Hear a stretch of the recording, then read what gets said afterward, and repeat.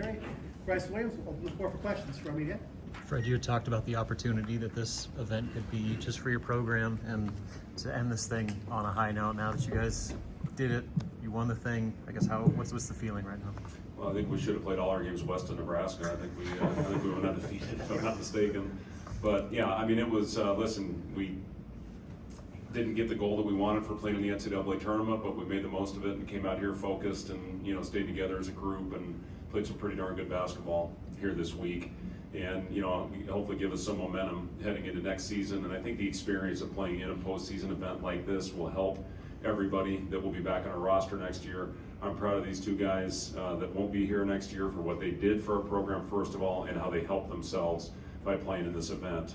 And the production that they put up and the way they did it, certainly will help them with their futures. So really proud of everybody that stepped up. Had a couple injuries going into this thing and gave guys opportunity, and they certainly stepped up and took advantage of it. I've talked a lot about Kale, but also Aaron Eulis and Braxton Mia, went out there and made an impact for us as well. So, just couldn't be more proud of the guys for how this thing ended. And, it's a lot better feeling than when we were sitting at home on whatever that last game against Iowa was, when you didn't know what was going to happen. And you come out here and you win 3 straight, cut down the nets. We talked about the Hawaii tournament and how good of a feeling that was when we ended up winning that thing. And Brice had the meme of holding the thing over his head, the paddle, Brice, is that what it was? And now Juwan caps it off in this one with the golden basketball, I guess. So pretty cool, guys. I'm happy. Really want to give a shout out to our Husker Nation for showing up the way they did. That's where I went to school.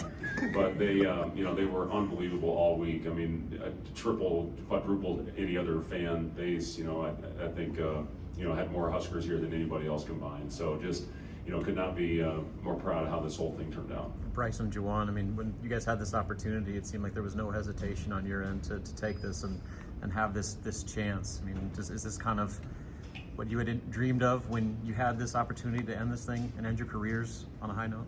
I mean, it was the goal. It was the goal. I mean, we said we agreed to play in this tournament if we had a group. We said we all wanted to come on this trip and agree to play in this tournament. We were only coming to win. So I mean, we went out on top. I mean, not too many teams can say that they finished their season with a win. So I'm happy. I'm just happy. That's all I'm saying. I'm just happy. I mean, I'm glad we all, like Coach said, we came to the conclusion of playing the tournament, and once we made that conclusion of playing it, we was locked in for the beginning of practice and stuff like that. And I'm very proud of my guys. It was kind of hard playing the tournament too. Play one game, got like a day of preparation day. I played the next day for sure. So I give credit to all our coaching staff and helping us being prepped for all these games for sure. But at the end of the day, I'm so glad that we went out on top for sure. Like Brice said, one thing we wanted to do our last game of the season was to win, and that was what we did today. We won a championship today. It might not be the NCAA tournament championship, and it's a postseason championship. Like we still call ourselves champions as today. So down the line, the next 4 to 3 years for sure. Like we're gonna come back to Nebraska, and people gonna know who we were, who this team were, like crown basketball champions, and that's something that will be in my heart for sure. Juwan, when you took the hit to the head and you were down on the court there, it was a pretty rough moment for the team in general. You guys were, I think, down 10 at that point. Then you came back in, brought some energy, and what kind of turned things around at the end of that game? I was in the back watching the game, and I see that we was down 10 or 11, and I knew I had to either go out there and don't play, or either go out there and give 110%. So I knew one thing for sure, I wasn't gonna lose my last game. So no matter what I was gonna do, I had to go out there and give 110%. That's what I did, and that's what the guys came in. They followed me too. A lot of people focus on me as a leader and a vocal man. So in the day, when I got it all going, kind of started hitting shots. Brice came in. He kept fouling stuff like that. Please stop fouling, as you tell me to. But nah, kind of came in, got some big time shots. Like Coach said, we talking about Kale all week. Shout out to Kale. Like that's still my MVP of the tournament. Sam Hoiberg, Braxton, Aaron. All the guys that stepped on the floor this week, gave a lot of grit and grind for sure. And I was proud of them for sure. And I went out with a bang with the guys that I love for sure. Brice, you're now the all-time single-season scoring leader in Nebraska history, most points in a single season. 15 in the first half. Didn't have any till the free throws in the end. Is that weighing on you at all? I mean, I wasn't pressing about it. I wasn't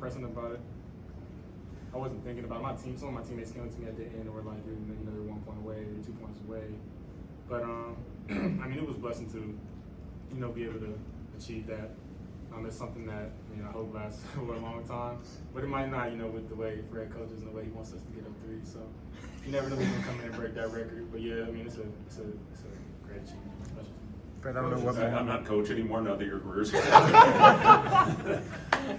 I don't know what more you can say about Brice, but single season scoring record, single game scoring record, first team All Big Ten. I guess when you look at, you talked about this earlier, but just where his place is in program history as far as some of the greatest players that have ever been here. I mean, it's a special, 2 years that Brice had to score over 2,000 points or over 1,000 points. That's not easy to do, especially when you jump up a level. I mean, that's one thing you understand in this today's age of the portal. Most of the times when players jump up a level, their production goes down. But for Brice, it was a perfect fit for him, I think, with everything he did, and played his role to perfection last year. Casey, he was a guy that we went to a lot, and somebody had to step into that role and fill it, and that was Brice. He just made play after play for us down the stretch, and again, we had some things happen where I honestly think this team was built, to win in the NCAA tournament, but it didn't happen, and the guys refocused and found a way to come out and go out on top of this event, and. It's obviously we're going to miss him. We've got a lot of work to do. The crazy thing about now is think of the portal when it opens. It's almost like free agency opens up at the beginning of the NBA playoffs. I mean, it's just a crazy time right now. We've got a couple, can't talk about it, but a couple that are going to come on board. When you're still playing, and that's just a really interesting dynamic. But again, our guys never lost focus of anything. I mean, this was an exhausting week for the coaches because of everything that we had to do with Zoom calls and, on the phone constantly and talking to agents and all the, fun stuff that we get to worry about and deal with right now. But, it's just a really interesting time, but I give our guys credit, and the coaches that we had, we never wavered from when we were in the meetings and we were in a film session or we were on the court. It was all in for the guys. And it paid off for them. But, a couple other guys, excuse me, I want to, give a shout out to. I got to give Sam some credit because, that kid had 42 the other night. I think he was 1 for 11 today. And, he and Connor, I think, had the best plus minus out there. And then Connor, got it going. We had to. Brice picks up his 4th. And, we just rode Connor and ran a bunch of different actions to get him off screens and made plays. But, Brice, you got a couple baskets to Andrew Morgan. Just on an empty side pick and roll. And, we scored in a variety of different ways. Those first 5-6 minutes of the second half, obviously we didn't score. And once we broke the seal, got it going again. But, our defense stayed together, through a tough first run there in the second half. But, again, guys were locked in.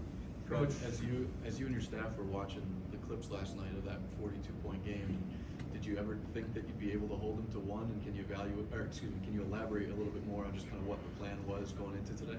We just wanted him to take tough shots and make him work for everything he got. This is the 11th fastest team in the country, so we had to get back in transition. We didn't want to give him anything easy on the break, and we knew we had to, have we call it HESC closeout, high early shot challenge closeouts, and we did a solid job of that. The zero, obviously he had it going tonight. And but we made it tough. We made him finish what we call through the goalposts when we tried to stay vertical, and we didn't put him on the line. I mean, he shot 20 free throws yesterday, so we didn't want to give him transition plays. We didn't want to put him on the free throw line. And again, our defense, and it's not just one guy. I mean, it was a whole defensive effort to to stop him, and a lot of guys played a role in that. Connor, what have you taken away from Brice and Juwan into next year's upperclassmen?